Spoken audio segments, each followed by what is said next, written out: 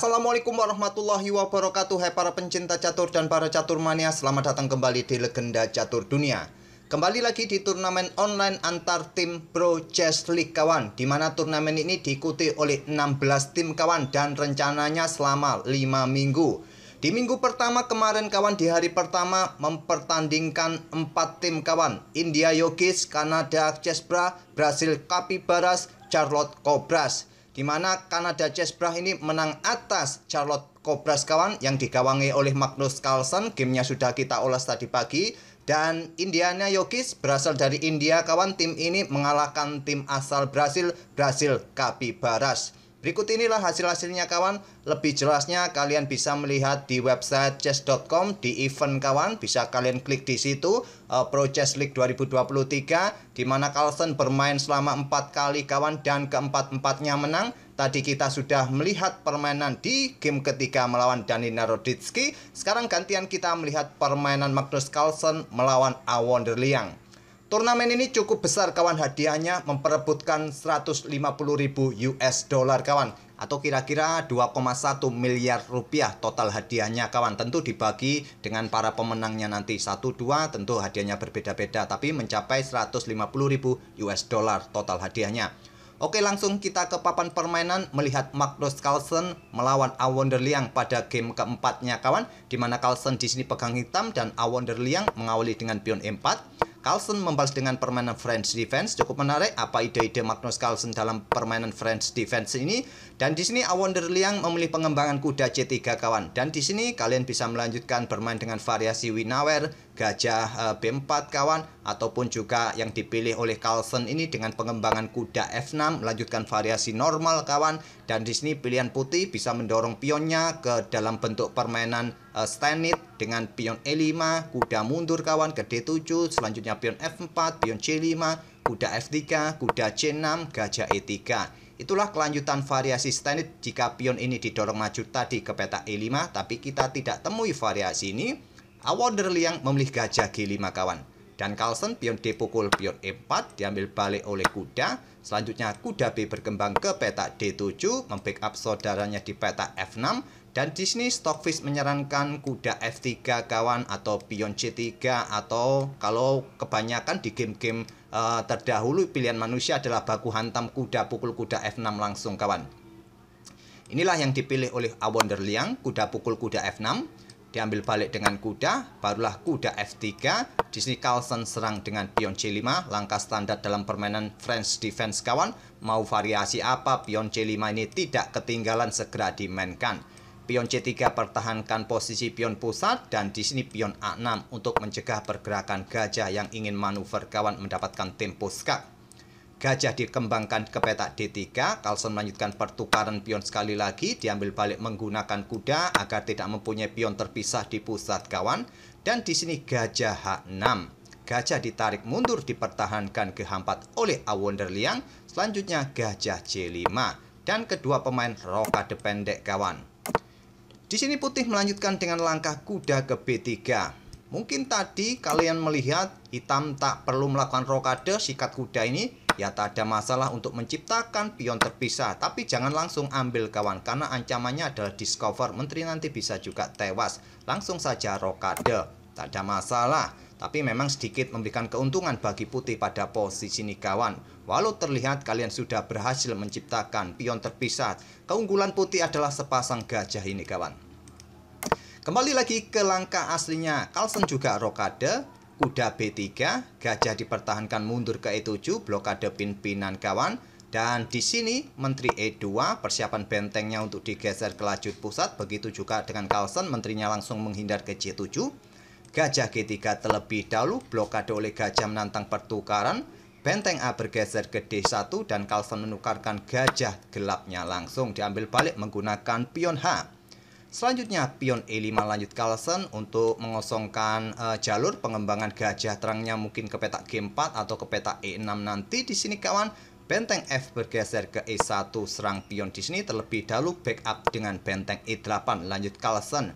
Kuda manuver ke peta D2 lanjut Awonder Liang, dan ini dimanfaatkan Carlsen dengan gajah G4. Tadi kawan, sebelum bermain dengan langkah benteng bergeser ke petak E1 ini, kalian mungkin punya ide langsung dengan gajah ke petak G4. Ya, masih ada pion F3 kan untuk menghindari serangan tusuk sate ini, dan di sini pion E4 bisa dilanjutkan oleh hitam. Permainan masih cukup level kawan pada posisi seperti ini.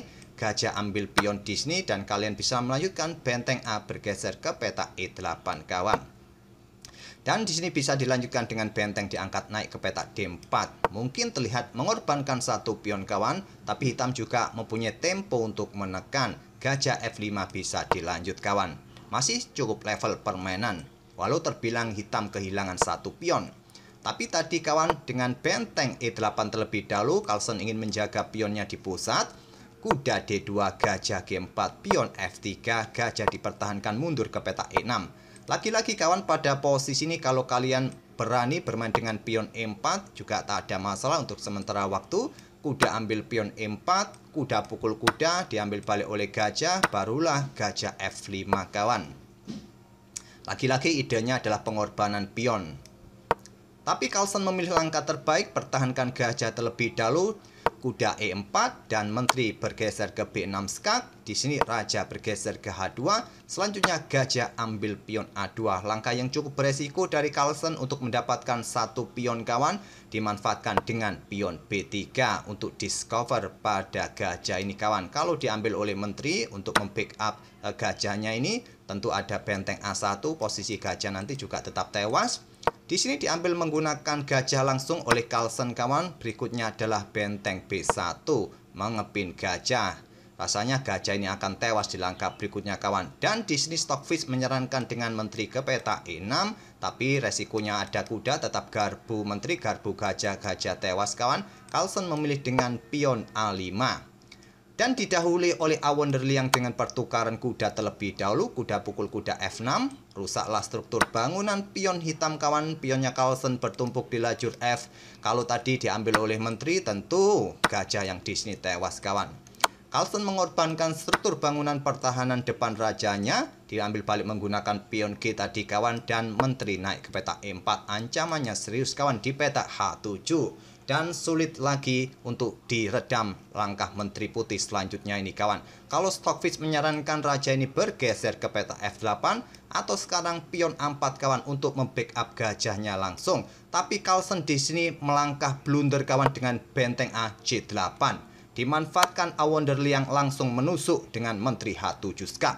Raja F8, menteri ambil pion H6 skak. Raja bergeser ke E7, benteng sikat pion E5 skak. Lagi-lagi kawan, di sini tekanan sudah diterima oleh Carlsen. Kalau tentu diambil menggunakan pion, menterinya jatuh kawan Carlsen.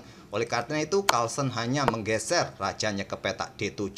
Diikuti dengan langkah B5 skak. Serangan tusuk sate terhadap benteng yang ada di belakang di sini kawan. Raja bergeser ke C7 dan benteng pukul benteng. Di sini tidak diambil menggunakan benteng oleh Carlsen karena masih bisa diambil balik oleh gajah. Memilih menteri ambil gajah. Benteng pukul benteng skak. Dan terlihat di sini Carlsen kalah kualitas perwira kawan. Dan juga mempunyai struktur pion yang jelek kawan di sisi raja ini. Dan di sini raja bergerak ke petak C7. Dan baiknya putih melakukan skak sekali lagi kawan ke petak E7. Ada pergerakan raja bisa ke petak B6 ataupun ke petak B8. Kita pilih ke petak B8 saja. Mungkin kalian suka untuk berada di belakang. Di sini bisa bermain dengan pion C4 ataupun ambil pion yang ada di petak F6 terlebih dahulu kawan, dan seterusnya. Tapi di sini putih atau Awonderliang memilih untuk langsung melakukan pertukaran menteri kawan dengan jalan ambil pion F7 tempo skak. Dan diterima oleh Carlsen, gajah ambil menteri putih dan benteng ambil menteri hitam di petak B5. Cuma masalahnya di sini Carlsen mempunyai dua pion kawan yang bisa saling membackup. Dan di sini pion tidak langsung di backup dengan pion B6, tapi Carlsen mendorong pionnya terlebih dahulu, diikuti gajah berkoneksi nanti kawan. Untuk sementara posisi putih masih tetap unggul kawan, walaupun tadi langkah ambil pion C7 ini merupakan langkah kesalahan. Silakan kalian otak-atik, langkah terbaiknya adalah menteri ke petak E7 dan sedikit membuat pergerakan skak-skak yang berulang untuk sementara waktu kawan, tak ada masalah. Mungkin menteri ambil pion yang ada di petak F6 atau dan seterusnya. Sudah saya tunjukkan tadi. Admin ini bolak-balik aja bikin panjang video. Oke, kembali lagi ke langkah aslinya. Jadi langkah aslinya tadi seperti ini. Kita percepat beberapa langkah kawan dan benteng digeser ke A5 oleh A Wonderliang. Gajah B3 berkoneksi dengan pionnya, menjaga pion di sini, dan di sini mulai mendorong pion G4 kawan, pion B6, benteng bergeser skak ke A7, raja ke C6, pion F4 untuk dukungan pion G-nya, pion didorong maju ke B5 oleh Carlsen, pion G5 dan diterima oleh Carlsen agar pion putih ini terdefleksi di lajur G kawan, dan petak terakhir adalah petak terang yang bisa dikawal oleh gajahnya. Itulah maksud Magnus Carlsen kawan. Di sini raja B6, benteng A8 dikejar oleh raja. Kalau bergerak ke sini ya dikejar raja, bolak-balik kawan bisa remis. A Wonderliang tidak mau remis karena merasa unggul kualitas perwira benteng E8. Untuk mengawal pion yang tinggal 3 petak juga ini kawan, segera promosi cukup berbahaya. Pion A3 dan di sini kawan Stockfish menyarankan dengan raja ini segera bergerak kawan ke petak G3. Kalau pion didorong, kalian ikuti dengan benteng menjaga di baris belakang. Mungkin raja hitam bergerak, raja putih juga bergerak untuk mendekati pion yang akan diserbu oleh raja hitam ini kawan. Bisa kalian backup dan kalian bisa menang dengan variasi ini kawan. Tapi sayangnya di sini A Wonderliang langsung mendorong pion G6-nya dan dimanfaatkan Magnus Carlsen pion A2, benteng E1 dan raja hitam mulai bergerak kawan. Tadi ada opsi juga kalau ingin bergerak ke sini mengawal pionnya kawan, tapi Carlsen ingin mencegah pergerakan raja putih yang mungkin ingin bergerak ke pusat. Jadi memang sebaiknya raja ini bergerak ke pusat kawan untuk antisipasi serangan ataupun bisa bertahan. Ada dua pilihan. Kalau bergerak ke pusat ya untuk bergerak ke kiri ke kanan masih cukup fleksibel. Pion G7 lanjut A Wonderliang kawan, masih cukup aman dengan keberadaan gajah terang. Gajah G8 dan di sini raja mulai bergerak ke G3 lanjut A Wonderliang. Kalau tadi benteng A1 juga bagus kawan, tapi percuma juga permainan ini dalam posisi remis sekarang. Yang tadi raja harusnya lebih dahulu bergerak di beberapa langkah sebelumnya kawan, tapi sekarang sudah terlambat. Permainan dalam posisi remis walaupun putih unggul kualitas perwira. Akan saya sedikit percepat langkahnya kawan, dan raja bergerak ke peta E4 oleh Carlsen menghalangi raja putih kawan. Ke peta-peta ini dia mencoba menyelinap di sini. Tadi dia tidak mau bergerak ke sini kawan karena pionnya jatuh dan putih menang. Oleh karena itu pergerakan rajanya Carlsen ini untuk tetap menjaga diagonal ini tetap terbuka kawan. Raja putih G4 dan raja hitam mulai menyelinap kawan. Dan di sini selanjutnya pion C4 dan sekarang posisi kemenangan didapat oleh Magnus Carlsen kawan. Sudah jelas gajah mengawal petak terakhir kawan, dan raja putih ini cukup jauh dari posisinya. Sudah sulit untuk membackup pionnya sendiri. Lanjut kita percepat langkah-langkah berikutnya kawan. Tidak mau gajahnya tewas sehingga memberikan kesempatan pion promosi. Langsung ditarik ke petak G8 oleh Carlsen kawan. Raja F6, pion B3 sudah tidak bisa lagi kawan untuk mendapatkan tempo pergerakan raja. Lebih cepat pion hitam untuk maju dan promosi di langkah berikutnya. Benteng C8 dan di sini kawan pion dipromosikan ke petak A1 dengan tempo skak juga kawan, dan A Wonderliang menyerah di langkah ke-54 ini. Cukup disayangkan oleh A Wonderliang kawan. Unggul kualitas perwira sampai langkah ke-33 akhirnya dia memutuskan untuk ambil pion ini demi tempo untuk melakukan skak dan pertukaran menteri langsung yang diterima oleh Carlsen tadi kawan. Coba sedikit menunda untuk pertukaran menteri dan mencoba menghabiskan beberapa pion hitam. Rasanya juga cukup menarik bagi A Wonderliang kawan. Akhirnya juga di permainan endgame tadi, coba kita percepat. Di titik mana tadi A Wonderliang melakukan kesalahan kawan? Dan di titik inilah kawan, pion ini tadi didorong ke petak G6 memberikan kesempatan Magnus Carlsen juga mendorong pionnya. Kalau Stockfish menyarankan raja ini segera bergerak kawan untuk mendekati pion di sini agar terjaga posisinya dan nanti melakukan pergerakan manuver-manuver yang lain juga untuk mengawal petak terakhir. Ya raja tadi saya tunjukkan bergerak sampai sini kawan, dan jangan sampai turun ke bawah, nanti pion tadi bisa promosi kawan. Oke, itulah kawan permainan Magnus Carlsen yang merasa beruntung menghadapi A Wonderliang ini hanya berbekal gajah bisa menandingi endgame benteng kawan. Semoga permainan dari kedua pemain tadi bisa menghibur kalian dan kita akan bertemu di video-video berikutnya. Terima kasih. Wassalamualaikum warahmatullahi wabarakatuh.